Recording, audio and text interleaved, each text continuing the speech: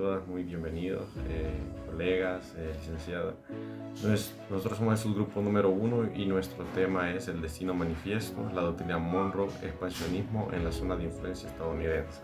Como introducción podemos ver que el destino manifiesto y la doctrina Monroe pues, son muy semejantes en el caso de que ambos, uno está como justificación para el imperialismo, de tal manera de que Estados Unidos fue ejerciendo su influencia en todo lo que fue el continente americano. Ocupando estas dos doctrinas se podría llamar primeramente el destino manifiesto, que a continuación les hablaré de ello, luego la doctrina Monroe, y así fue como fue fortaleciendo su zona de influencia en toda América Latina.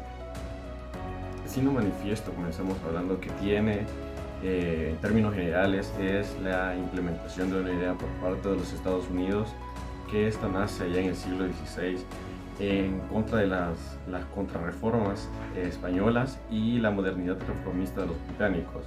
Queremos decir que esta relación entre el capitalismo y la religión se da en esos años gracias a las ideas calvinistas, teniendo en cuenta de que antes se consideraba que tener mucha riqueza, implementado por los feudales, tener mucha riqueza era en contra de la religión.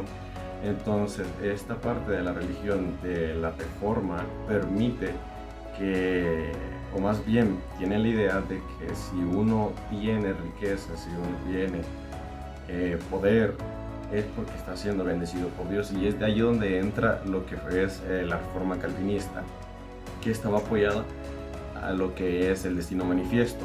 Así como Israel tenía una tierra prometida, estos mismos también buscaban tener una tierra, más que todos los norteamericanos, y se postulaban de que ellos eran los elegidos para ser los guiadores de la libertad, de la democracia en todo lo que es el continente americano, y de ahí es donde viene lo que es el destino manifiesto, donde ellos mismos se manifestaban como seres superiores que podían extenderse por todo el continente americano, y pues vendieron muy bien esta idea y fue implementada en la sociedad norteamericana. Doctrina Monroe. ¿Qué fue la doctrina Monroe? La doctrina Monroe fue liderada por Estados Unidos en el periodo de 1823. Se conoce a la doctrina Monroe bajo su frase icónica América para los americanos. Pero, ¿qué sostuvo la doctrina Monroe? La doctrina Monroe suponía que cualquier intervención de los europeos sería vista como un acto de agresión para los Estados Unidos de América Latina. Si bien la doctrina cumplía una función de estar en contra de la oposición del colonialismo, sin embargo, se contaba con un efecto negativo que era la restauración monárquica de Europa, junto a ello la Santa Alianza tras la finalización de las guerras napoleónicas. Uno de los personajes principales que se destacan dentro de la doctrina Monroe fue Theodore Roosevelt, quien le dio sentido más amplio a esta doctrina con su famoso corolario Roosevelt. Pero, ¿qué fue el corolario Roosevelt? El corolario Roosevelt fue pronunciado el 6 de diciembre de 1904 a raíz del bloqueo naval que sufrió Venezuela entre un periodo de 1902 y 1903 por parte de los imperios británicos. Alemania y Reino Unido exigieron su pago inmediato de las deudas contraídas por el gobierno del entonces presidente de la nación, Cipriano Castro. Cabe destacar que dentro de la doctrina Monroe, este documento del corolario Roosevelt trajo consigo una importante etapa que era la del imperialismo norteamericano, que también se conoce como el Gran Garrote. Pero dentro de la doctrina Monroe vemos tres aspectos importantes en cuanto a la base jurídica, y esta está compuesta por tres fuentes principales, las cuales son la costumbre, los tratados internacionales y los principios generales del derecho internacional. En contexto con el tema del expansionismo estadounidense, Cabe resaltar que desde el momento de la independencia, las 13 colonias que formaron inicialmente Estados Unidos experimentaron un proceso de expansión demográfica, territorial y económica, que junto con la consolidación de su sistema democrático puso las bases de la gran potencia en que iba a convertirse tras la Guerra de Secesión. Dentro del crecimiento demográfico e industrial, a lo largo del siglo XIX, la población de Estados Unidos creció extraordinariamente a causa de dos factores que se mostrarán a continuación. Dentro de estos factores existe la constante llegada de inmigrantes europeos, en su mayoría jóvenes, procedentes sobre todo de Gran Bretaña, Irlanda y Alemania. También la alta tasa de natalidad. Esto se debió a la disponibilidad de una mano de obra abundante y joven, también por el desarrollo de las innovaciones técnicas, especialmente en la industria textil y en la navegación a vapor, también por la temprana aplicación de los métodos de división del trabajo y producción en la cadena a las fábricas. Dentro del rubro expansión territorial, el presidente James Monroe justificó la expansión en el continente frente a la presencia de las potencias europeas con la llamada Doctrina Monroe, resumida en la fórmula América para los americanos. La expansión se efectuó mediante la compra, ya que en 1803 se compró la Luisiana a Francia y en 1819 la Florida a España. Alaska fue comprada a los rusos en 1867, también por la anexión y la guerra. Texas fue incorporada en 1845, mientras que California y Nuevo México fueron cedidos por México en 1848, tras la derrota en la guerra. La colonización.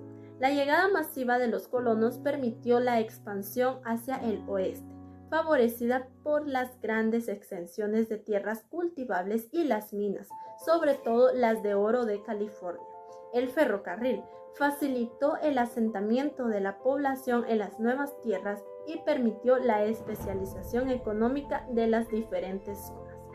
Cabe destacar que los buscadores de oro en 1848, la fiebre del oro, atrajo a California a decenas de miles de buscadores a mediados del siglo XIX.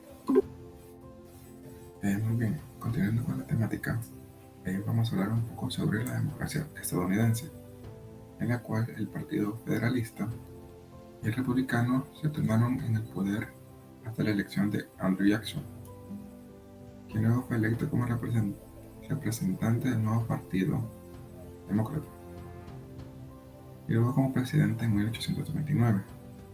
Jackson consolidó la democracia estadounidense, ya que fue quien introdujo el sufragio universal en 1830.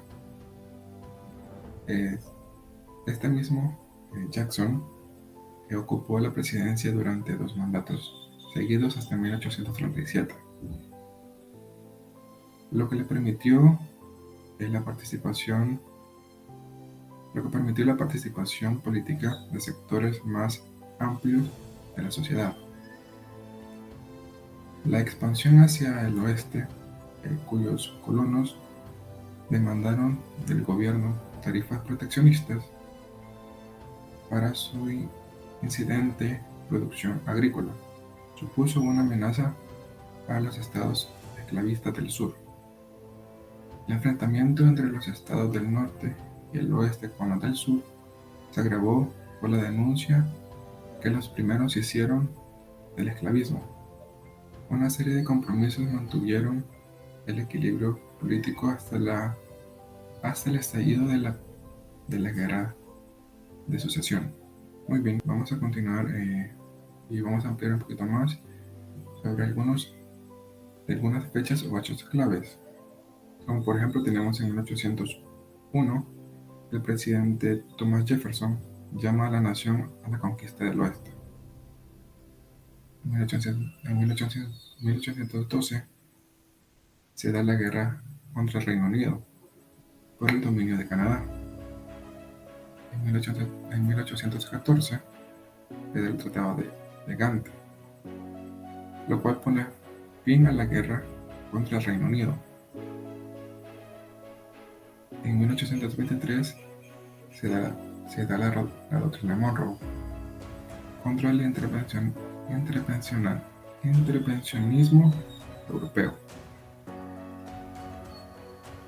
Luego en 1846 encontramos que se da la declaración de guerra a México. Consiguiente, en 1850 se da el compromiso de Clay, donde los nuevos estados deciden si adoptan o no la esclavitud. Luego en 1853 se da el convenio de Paxem, donde se da la ratificación de fronteras al sur del territorio de Nuevo México. Y por último tenemos en 1856 el Partido Republicano adopta un programa antiesclavista y proteccionista. Pues de agregar algunos puntos adicionales y también podría considerarse como finales, tenemos pues que este destino manifiesto y la doctrina Monroe fueron dos manifiestos que sirvieron pues de base para el expansionismo estadounidense en toda América Latina y el Caribe. Si bien es cierto respondió a intereses de dominación e injerencia, este pues contribuyó a limitar de cierta manera los poderes europeos sobre la región. Posteriormente pues constituyó pues una nueva perspectiva de política de no intervención en los asuntos internos de cada país americano. Estas medidas pues respondieron a un contexto del auge del imperialismo a nivel mundial. Esta doctrina posteriormente pues se le añadió pues aquella aspiración del panamericanismo a crear pues una coalición americana para hacer frente a las controversias que puedan surgir en la región y solucionarlas pues de manera fraterna. Y esto supuso pues un nuevo proceso evolutivo de dicha doctrina a partir pues del año de 1930. En 1930 pues se daría inicio a la política del buen vecino, creada pues por el presidente Franklin Delano Roosevelt. Este supuso un cambio drástico pues a la doctrina Monroe, ya que ésta buscaba pues reforzar los lazos de fraternidad entre los países latinoamericanos y así pues tener una zona de paz y estabilidad en América, debido pues a todos estos cambios que se estaban dando y el nuevo pues sistema y sociedad internacionales que estaba surgiendo. Tenemos pues los antecedentes de la Primera Guerra Mundial, la crisis del 29 y las nuevas coaliciones que también serían parte pues del antecedente de la Segunda Guerra Mundial.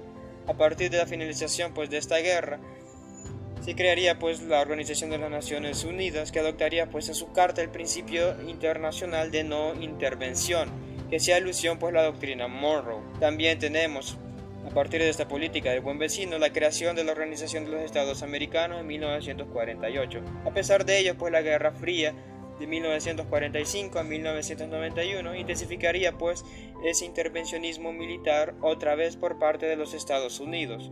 Como justificante pues Estados Unidos lo haría pues como defensa regional y para detener pues ese expansionismo soviético o socialista pues en la región. A partir pues de la década de 1990 e inicio pues del siglo XXI se daría pues un cambio drástico pues en las políticas exterior pues de los Estados Unidos, donde se daría fin pues a aquellas dictaduras y del intervencionismo directo estadounidense, junto con el auge de la democracia y el republicanismo y también la relativa estabilidad.